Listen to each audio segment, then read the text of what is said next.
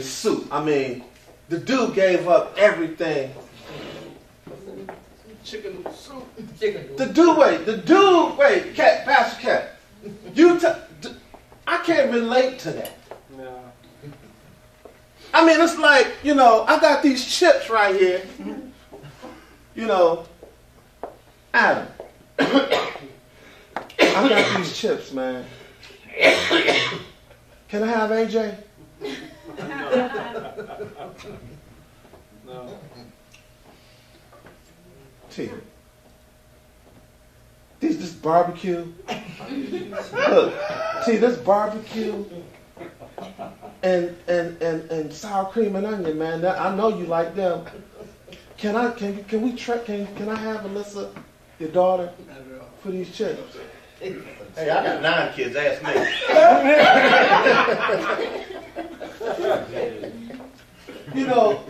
And you wonder. You hear things in the Bible sometimes, right? And you try to. Do you ever try to go back and put yourself okay, if that would have been me,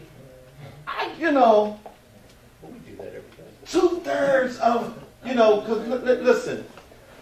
I'm not really describing what he was going to inherit, but there was more than just a physical inheritance. Let me just say this real quick. There was also a spiritual inheritance, because what he also gave up, the person that had the birthright, Christ was going to come in there in it. So he also gave that up. But I still soup, man. Chips for immediate gratification, and I wonder, man. I wonder if Esau had a cup. Listen, I wonder if Esau had. You see, this is a. Remember that song? Good. That's what Campbell soup is. I wonder if Esau had a cup. That had to be some. But let me tell you something. See, you might not be able to relate to giving up your birthright for some soup. But we do it all. We've done what Esau has done.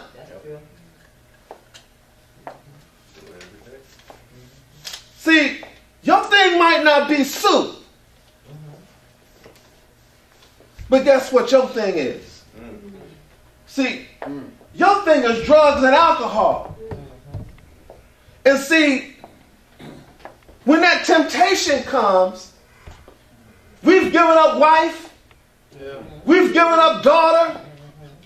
We bought drug dealers' homes and bought them rims. So maybe you can't really relate to soup, but maybe your cup that you'll sell your birthright for is right here. Just sell everything. Your self-respect.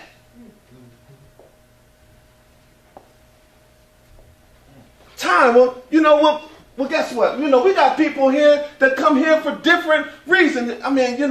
We got people coming in. There's some people that are not even tempted by drugs and alcohol. It's not their thing. So, maybe that's not somebody's fancy, but maybe you'll give it up for this. Maybe your soup, maybe your cup, maybe your belly desires this. Sexual sin.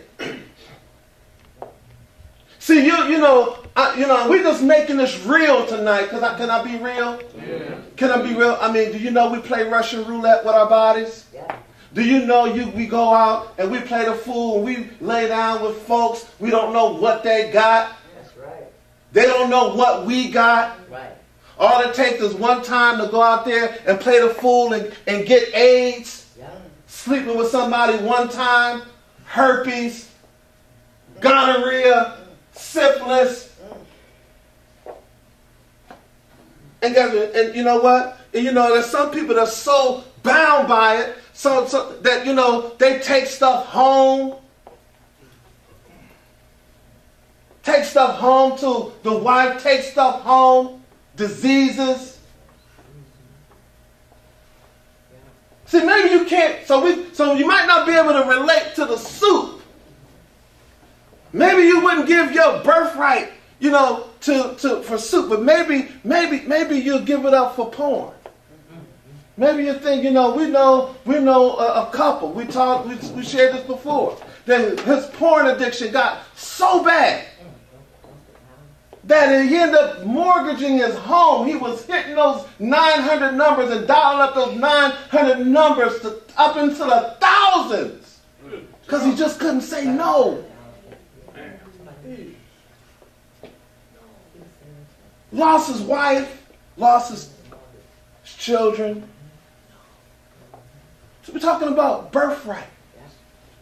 We're talking about your inheritance. Because let me just say this. Every time, you get your spoon, and whatever your thing is, that your cup is, that your thing is, do you know that what it does is it takes you to a new level of corruption in the soul. So, so you say, well, Kevin, I don't sleep around, and my thing is maybe not sexual sin. I don't give my body, and I don't, that's not me. That's not my cup. Well, maybe your thing is this. Maybe you got a gambling. Let me tell you something. I'm going to tell you one of the saddest places to be.